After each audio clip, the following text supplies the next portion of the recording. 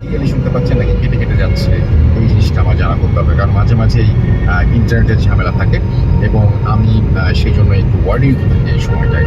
যাই হোক, কথা না বাড়িয়ে আপনি বলছেন যে সব কিছু নাকি ওকে আছে, then we can start the show, right? And পুরো সময় প্রথম থেকে শেষ পর্যন্ত আপনাদের সবাইকে কাছে চাই, পাশে চাই। আজকের যে প্রথম স্টোরিটা, it's a beautiful story. Second যে স্টোরিটা, it's a beautiful story. So দুটো স্টোরি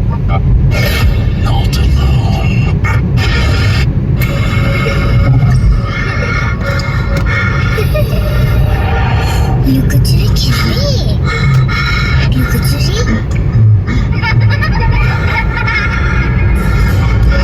তুমি লুকাও, আমি ঠিকই তোমাকে খুঁজে পাবো।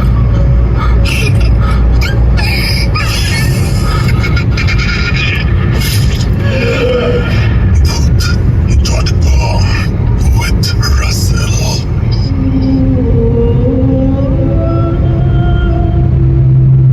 যেভাবে লেখা আছে আমি সেভাবেই পড়ছি। আসসালামু আলাইকুম রাসেল ভাই ও লিসেনার্স। রাসেল ভাই সবসময় ভালোর দলে, তাই উইশ করলাম না, কিন্তু লিসেনারদের জন্য রইল শুভকামনা। প্রথমে বলি, রাসেল ভাই, আমার ঘটনাটা ভৌতিক নাকি অন্য কিছু আমি নিজেও জানি না, তবে হ্যাঁ, এটা একদম সত্য ঘটনা অবলম্বনে লিখলাম। আর আমি আমার নাম ও একদম সঠিক ঠিকানা লিখছি না, কারণ এটা সুন্দরবনের মধ্যকার ঘটনা এবং এখনও সেখানে প্রচুর মানুষ যায় এবং জীবিকা অন্বেষণ করে। আমার একটা ভুলে তাদের সারা জীবনে একটা ছমছমে অবস্থার সৃষ্টি হোক, আমি সেটা চাই না। আমার গল্প পড়ছেন মানে আমার গল্পটা আপনার ভালো লেগেছে। যাই হোক, লিসেনারদেরও হয়তো ভালো লাগবে আশা করি। ঘটনাটা আমার বাবার মুখে শোনা। আমার বাবার মুখে কয়েকবার শুনেছি, তাই উনি যেভাবে বলছেন আমি সেইভাবে বর্ণনা করছি। ভাবতে পারেন আমার বাবাই লিখছেন, যদিও উনি এখন আর এবারের বাসিন্দা নন। ঘটনা সালটা ঠিক মনে নেই, তবে আমার বয়স তখন 17 বছরের মতো। সংসারের অভাব অনটনের জন্য লেখাপড়ার পাঠ আগেই চুকিয়ে সুন্দরবনে মাছ ধরতাম। সেখান থেকে একটা মাছের ডিপোতে মোহরের চাকরি পেলাম। মাছের ডিপো বলতে সুন্দরবনের জেলেরা যেখানে মাছ বিক্রি করে। তো আমার একটু টাকার প্রয়োজন বেশি ছিল, তাই নিজেই কর্মচারী, আবার নিজেই মোহরি। একজন আলাদা লোক না রেখে মালিকের কাছে একটু বেশি টাকা চেয়ে নিতাম। পাশেই অন্য মালিকের ডিপোতে দুজন হিন্দু লোক থাকতো। তাদের বয়স 22-23 হবে। তাদের একজন মোহরি আর একজন কর্মচারী। তো মোহরির কাজ হলো মাছের ও টাকার হিসেব রাখা, আর কর্মচারীর কাজ মাছ তোলা এবং ডিপো ধোয়া মোছা। তবে দুজন মিলে একটা কাজ করতে হয়, সেটা হলো কোনো মুখে জোয়ারের সময় নৌকা নিয়ে গভীর জঙ্গলে গিয়ে জেলেদের থেকে মাছ মেপে নিয়ে আসা। না হলে তারা আসতে যেতে 2.5 থেকে 3 ঘন্টা নষ্ট হয়। সেটুকু সময় মাছ ধরলে জেলে মহাজন সবার লাভ। তো আমার ওই হিন্দু দুজনের সাথে ও মালিকের সাথে খুব ভালো সম্পর্ক ছিল। ওদের সাথে একসাথে আমি জঙ্গলে যেতাম, তবে আমার ও তাদের নৌকা আলাদা। তো ঘটনার দিন আমি কিছুটা অসুস্থ ছিলাম, মানে জ্বর ছিল। হালকা বৃষ্টি হচ্ছিল সন্ধ্যা থেকে। জোয়ার শুরু রাত আনুমানিক 2:30টার দিকে। তো আমি সন্ধ্যায় ওদের বললাম যে বৃষ্টি হচ্ছে, আবার একটু আমি অসুস্থ, যদি ঘুমিয়ে পড়ি তাহলে আমাকে ডাক দিস যাওয়ার আগে। ওরা সম্মতি দিল। রাতে ওরা কি যেন ভেবে মত পরিবর্তন করল।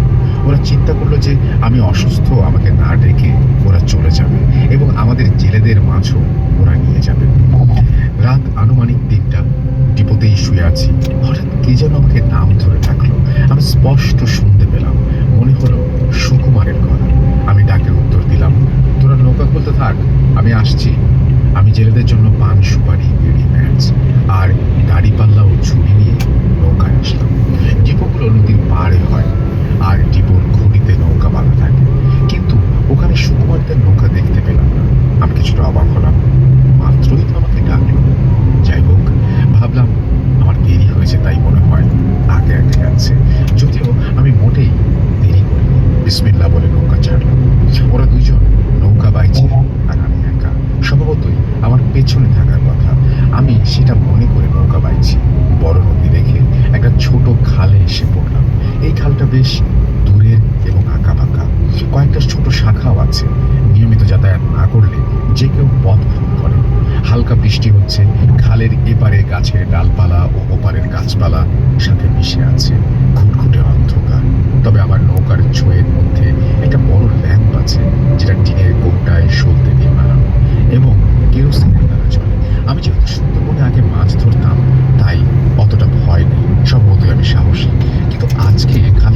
থাকার সাথে সাথেই যেন আমার হৃদয়ের মধ্যে কেমন একটা অস্থিরতা।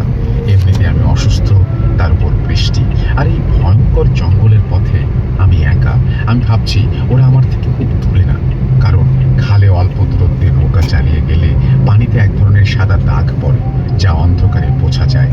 তো আমি সেই সাহসে নৌকা বাইছি। এবার আমার যেন ভয় করছে খুব।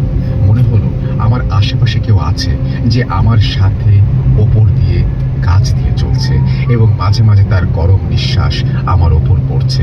আমার সমস্ত শরীর যেন হিম হয়ে আসছে। আমি তো মাত্রই খালের ভেতর ঢুকলাম, এখনো অনেক পথ, কিন্তু মনটাকে আজ আর ভয় মুক্ত করতে পারছি না।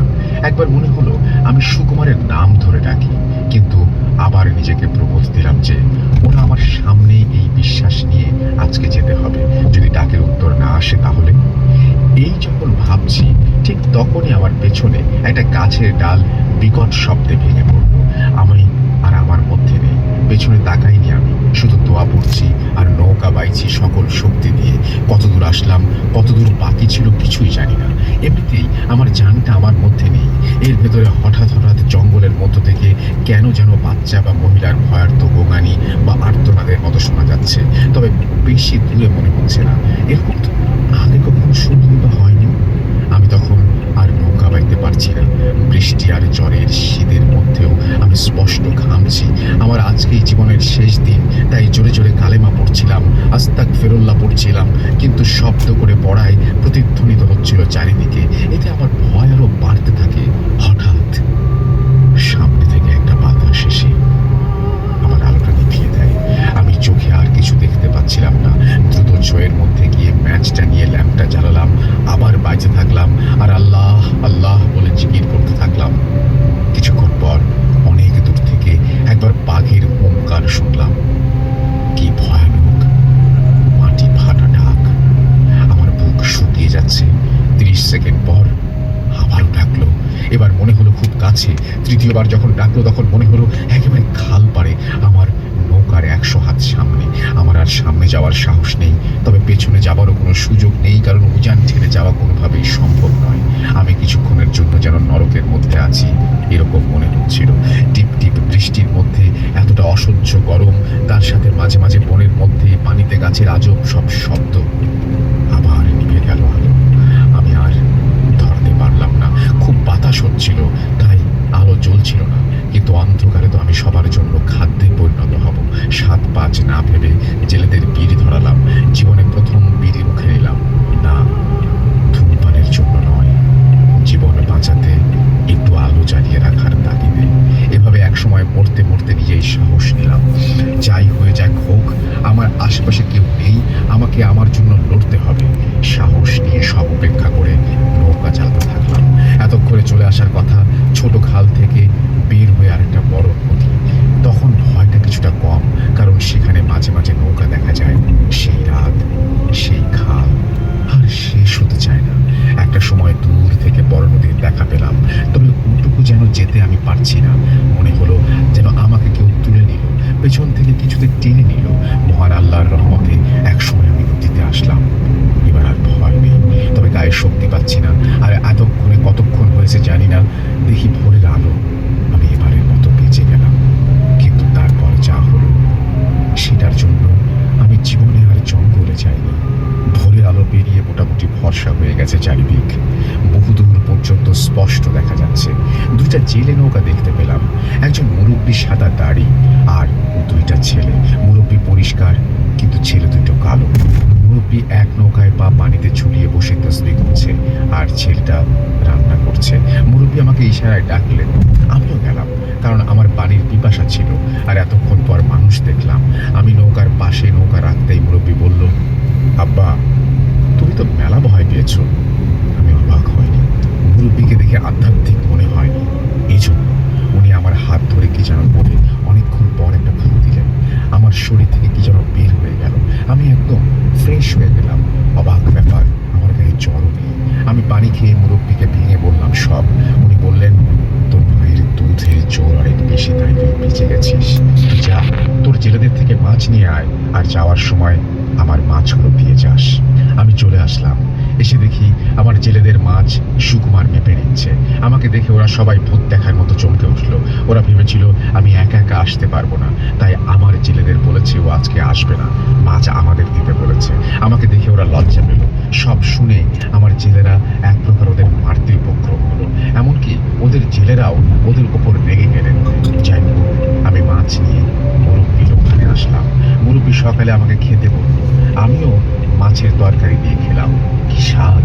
কিন্তু অবাক ব্যাপার হলো, ওনার ছেলে দুটো এতক্ষণে একটা কথাও বলেনি। চুপচাপ। বোবা বললেও ভুল হবে না। তারপর মুরব্বী মাছগুলো মেপে নিয়ে আমার ডিপোর ঠিকানা বলে দিলে আমি বিদায় নিলাম এবং আসার সময় সেই পথ দিয়ে আসছিলাম আর রাতের স্মৃতি রোমন্থন করতে করতে শিউরে উঠছিলাম। ডিপোতে এসে সব শুনে মহাজন আমাকে 1 সপ্তাহের ছুটি দিলেন বিশ্রামের জন্য। আর এমনিতেই আমি আজকে ডাবল মাছ এনেছি। আমাদের জেলেরা যে পরিমাণ মাছ পেয়েছে, মুরব্বী একাই অতটা পেয়েছে। 6 দিন পর ডিপোতে গেলাম। যাওয়ার পর মহাজন আমাকে বলল, চাচা, তোর জন্য একটা চিঠি, একটা লুঙ্গি আর মাছের সব টাকা রেখে গেছে। আমি চিঠি পড়ে অবাক হয়ে গেলাম। উনি আমাকে একটা লুঙ্গি দিয়েছেন, সাথে 6,000 টাকা মাছের টাকা দিয়ে গেছেন আর লিখেছেন, এই টাকা দিয়ে কিছু একটা করো, আর জঙ্গলে ছিল না, এরপর হয়তো ফিরবে না তুমি। আর আমার বাড়িতে এসো, পেঁচানো হাতে লেখা, সাথে বাড়ির ঠিকানা, খুলনার রূপসা থানার একটা জায়গার ঠিকানা দেওয়া আছে, সাথে মুরব্বীর নাম। আমি সবকিছু যত্ন করে নিয়ে এলাম। সেখান থেকে 15-16 দিন পর মুরব্বীর দেওয়া ঠিকানায় যাই। কিছু মিষ্টি নিয়ে আমি ঠিক বিকেলের দিকে ওনার বাসায় যাই। ডাকাডাকির পর একজন মহিলা গেট খুললেন। দেখেই মনে হলো সম্ভ্রান্ত ও ইসলামিক ফ্যামিলি। আমি কার কাছে এসেছে জানতে চাইলে আমি মুরব্বীর নাম বললাম। উনি কিছুটা অবাক হলেন এবং আমাকে ভেতরে আসতে বললেন। আমিও গেলাম। বললেন, কি জন্য এসেছো বাবা, বলো। আমি সব বিস্তারিত বলার পর উনি হু হু করে কেঁদে উঠলেন। আমি বুঝতে পারছিলাম না। পরে উনি উঠে গিয়ে একটা ছবির অ্যালবাম নিয়ে এসে বললেন, দেখো তো বাবা, ওনার সাথে দেখা হয়েছিল কিনা। আমি বললাম, হ্যাঁ। তারপর যা শুনলাম তার জন্য লিসেনারদের মতো আমিও প্রস্তুত ছিলাম না। এই চাচা হজ করে এসেছিলেন, একজন হাজি। ওনার 2টা ছেলে ছিল।